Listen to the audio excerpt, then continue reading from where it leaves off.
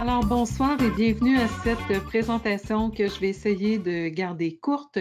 Je m'adresse à toi, toi qui es concerné par la vaccination d'un enfant, soit le tien, un enfant dans ton entourage, qui se pose des questions et qui voit des incongruences, mais qui ne sait pas trop où s'enligner avec ça. Donc, je veux t'aider à procéder à une réflexion, je vais dire un petit peu plus objective. Mon nom est Chantal-Anne Dumas, je suis naturopathe agréée en pratique clinique depuis 22 ans. Je suis aussi formée en anthropologie médicale et j'ai rien à te vendre. Donc, ça, c'est le point qui va nous suivre tout le long de la présentation. Tu le sais peut-être, tu le sais peut-être pas, mais en ce moment, il y a beaucoup de censure qui est à l'œuvre. Nous, les professionnels de la santé, plusieurs scientifiques également, des journalistes ne peuvent pas poser de questions, on ne peut pas questionner le narratif dominant.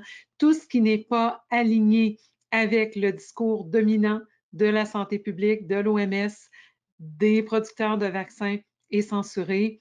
On est passible de toutes sortes de sanctions, de discréditation. Moi, il y a eu des pertes de contrats, des attaques personnelles. Bref, il y a une censure très, très, très importante à l'œuvre en ce moment. Donc, j'ai rien à gagner, j'ai rien à te vendre de faire cette présentation-là ce soir, autre que de partager mes connaissances, de partager mon savoir avec toi et de t'aider dans cette réflexion.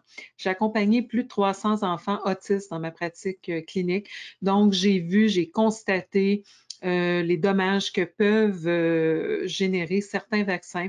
Attention, je ne dis pas que tous les cas d'autisme sont en lien avec la vaccination, mais dans mon expérience clinique, c'est à peu près un enfant sur trois où il y a eu un changement marqué là, au niveau de la santé avec la vaccination. Donc, ça fait au moins une quinzaine d'années que je me penche de manière très approfondie sur la question et j'ai fait énormément de recherches depuis les 16 derniers mois sur toute la question de COVID, beaucoup de présentations, évidemment beaucoup d'informations. Donc, je suis quelqu'un de bien documenté, puis tu vas voir d'après ma présentation, je fournis toujours toutes mes références cliniques. Donc, pour débuter, je vais partager mon écran avec toi dans une petite seconde. Donc, on y va depuis le début. La première chose à laquelle j'aimerais procéder, c'est déjà on voit comme ça ici. Ouais. La première chose, ça serait déjà de faire une mise en contexte COVID. Alors, comme tu vois, j'ai les chiffres de l'Institut national de santé publique du Québec, ou NSPQ. Donc, c'est vraiment les chiffres officiels. C'est pas des histoires de naturopathes, comme je me fais souvent dire. Il y a le lien en bas de l'écran. Donc, toute mon information est facilement disponible. Première chose sur laquelle je vais attirer ton attention, c'est que on continue d'avoir en place les mesures au Québec. Vous voyez que les gens continuent de porter le masque, même si techniquement, à ce stade-ci, puisqu'on est en zone verte, c'est une recommandation. Pourtant, beaucoup de commerces continuent de l'exiger. Alors que dans toute la province de Québec, tu connais la grandeur de la province de Québec, il y a 8,5 millions d'habitants au Québec et on a 716 cas actifs. 716 cas actifs sur 8,5 millions de population, ça veut dire 0,0084 C'est-à-dire qu'à chaque fois que tu rencontres une personne et que tu as le réflexe de faire attention au cas où cette personne-là aurait COVID, là, le risque que cette personne-là soit infectée est très en deçà d'1%. Ça, c'est la première chose. La deuxième chose, on va aller voir les cas confirmés versus les cas rétablis. Donc ça nous aide aussi à voir qu'il y a beaucoup de gens qui sont testés plus qu'une fois, qu'il n'y a pas tant de décès que ça, même si on nous dit 11 229 décès. Vous savez, dans toutes les autres maladies, normalement, à la fin de l'année, on remet le compteur à zéro. On fait un reset. On repart à zéro. Avec COVID, est-ce qu'on a fait ça? Mais non. Dans les cas de grippe, on remettait le compteur à zéro. Dans le cas de COVID, on continue d'accumuler tous les cas. Quand ça fera 10 ans qu'on aura COVID, vous allez voir la grandeur du chiffre. Évidemment, tout ça est dans le but de générer de la peur, générer une adhérence au programme de vaccination. On a 101 personnes hospitalisées. Il y a environ 600 hôpitaux au Québec. Donc, il y a 100 personnes hospitalisées et on en a 23 aux soins intensifs. Tout ça supposément relié à COVID. 23 personnes aux soins intensifs sur 8,5 millions d'habitants, Savez-vous combien ça fait? 0,00027 Donc, le risque de croiser quelqu'un d'infecté, moins d'1 %, le risque de se ramasser aux hôpitaux, bien, bien, bien, bien, bien en deçà d'1 %, même si on nous dit qu'on a 16 000 personnes qui ont été testées aujourd'hui. OK? Donc, vous voyez que la notion de gravité, la notion de prévalence, là, de la présence du virus est vraiment, vraiment exagérée. Et ça, c'est créé par le message constant des médias. En passant, je ne l'ai pas mis là, mais le gouvernement Legault a dépensé de 13 à 15 millions de dollars par mois depuis le début de la pandémie en propagande pour vous dire de vous laver les mains, de garder vos distances et de vous faire vacciner. Pensez-vous qu'on aurait peut-être pu faire quelque chose pour les personnes vulnérables? Quelque chose pour l'aération dans les écoles, quelque chose pour les personnes âgées en CHSLD, comme leur donner de la vitamine D, par exemple, parce qu'on sait que les cas où les personnes ont eu des effets graves de COVID ou sont décédées de COVID étaient tous des cas où il y avait de la carence en vitamine D. Je peux vous référer à mon émission Santé sans censure pour plus d'informations sur la vitamine D. Mais ce n'est pas le sujet de ma présentation de ce soir. Donc, ce soir, je vais vous parler de la pression vaccinale à laquelle est soumise la population, particulièrement les parents. Et les enfants n'y échappent pas, les adolescents n'y échappent pas. Donc, le message depuis le début de cette histoire est toujours axé sur le devoir et la culpabilité. Si vous ne mettez pas votre masque, vous allez transmettre l'infection aux petites personnes âgées en CHSLD, puis vous allez faire mourir toutes les grands-mamans du Québec. Là, en ce moment, c'est un peu ça le message aussi qui est lancé aux enfants, qui est lancé aux ados, c'est que si tu veux pouvoir avoir un bal de finissant, si tu veux pouvoir sortir cet été, si tu veux pouvoir retrouver une vie normale, tu dois te faire vacciner. Tu dois contribuer, tu dois faire ton devoir de citoyen. Donc, ça sous-entend que si toi, tu as une hésitation à te faire vacciner, si toi, tu te poses des questions, ça veut dire que tu es un égoïste, donc il y a tout un bagage de culpabilité qui vient avec ça. Alors, on est pris d'un côté entre devoir et culpabilité, et de l'autre côté, peut-être crainte pour notre sécurité, peut-être crainte pour notre liberté avec la fameuse passe sanitaire qui s'en vient. Donc, on est vraiment pris entre ces deux étaux et les enfants sont soumis à ça. Qu'est-ce que vous pensez que ça a comme conséquence ou comme impact psychologique de soumettre nos ados et nos enfants à ce genre de choix? D'autant plus qu'on n'est pas en présence d'un vaccin normal. D'abord, les injections géniques COVID-19 ne répondent même pas à la définition d'un vaccin. Donc, on va s'entendre sur le terme vaccin pour le restant de la présentation, mais il faut quand même être conscient qu'on n'est pas en face d'un vaccin au sens scientifique d'un vaccin.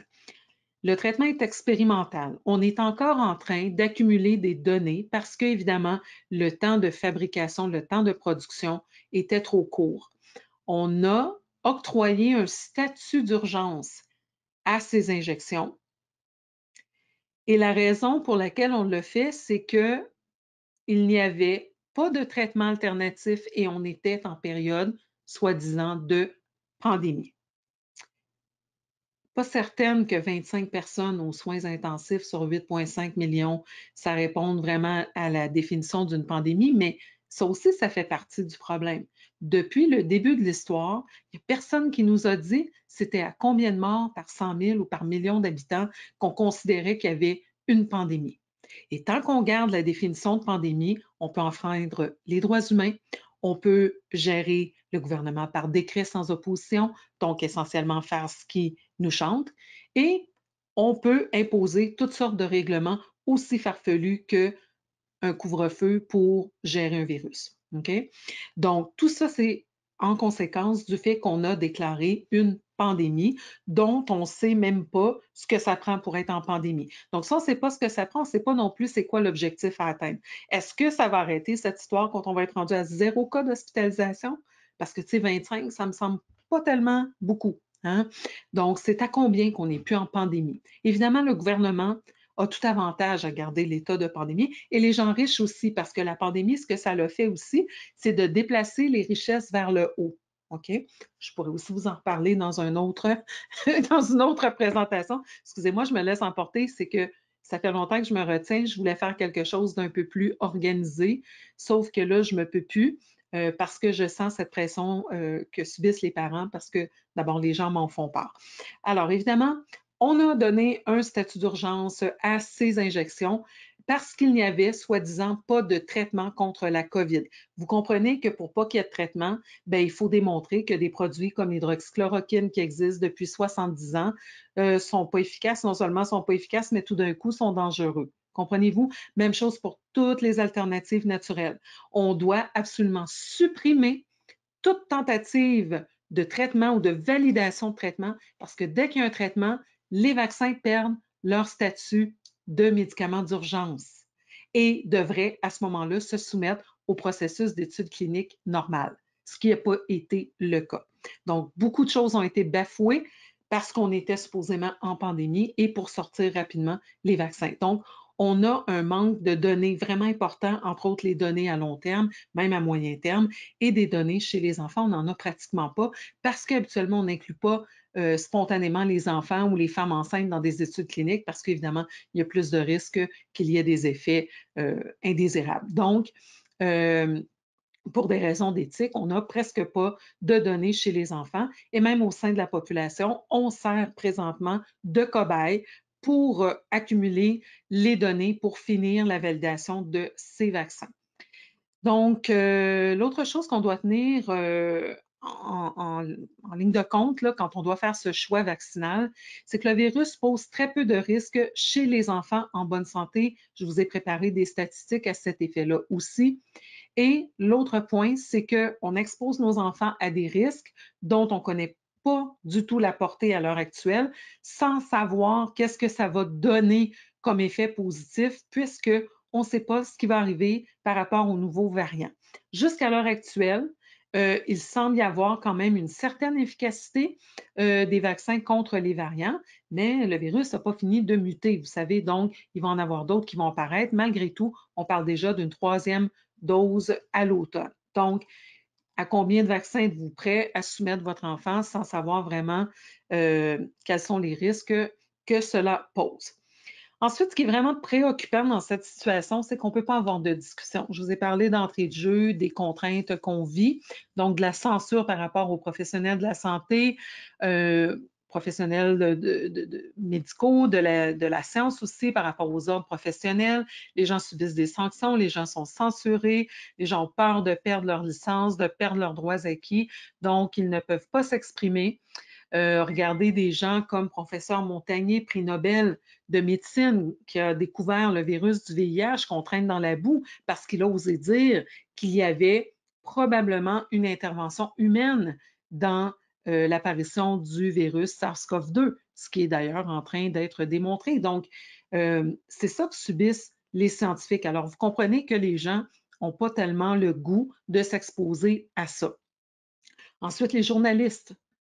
Avez-vous vu des débats? Moi, je suis branchée sur la France, je suis branchée sur les États-Unis. Il y a des débats, pas tant que ça, c'est censuré, mais il y en a quand même un peu plus qu'au Québec. Il y a des demandes qui ont été faites, entre autres à Radio-Canada, pour avoir un débat. Ça a été refusé. Il y a un consortium de médecins qui a demandé au gouvernement Legault une rencontre. Ça a aussi été refusé. Donc, la censure, elle est là, elle est réelle. Euh, Justin Trudeau vient de passer la loi C10 qui va contrôler ce qu'on peut voir et ne pas voir sur l'Internet. Donc, ça s'en va vraiment en s'aggravant, la question de la censure. Parallèlement à la censure, il y a toute une question de stigmatisation et de marginalisation des gens qui questionnent le narratif dominant, pas juste les professionnels. Je pense aux parents, par exemple, les parents qui veulent s'informer.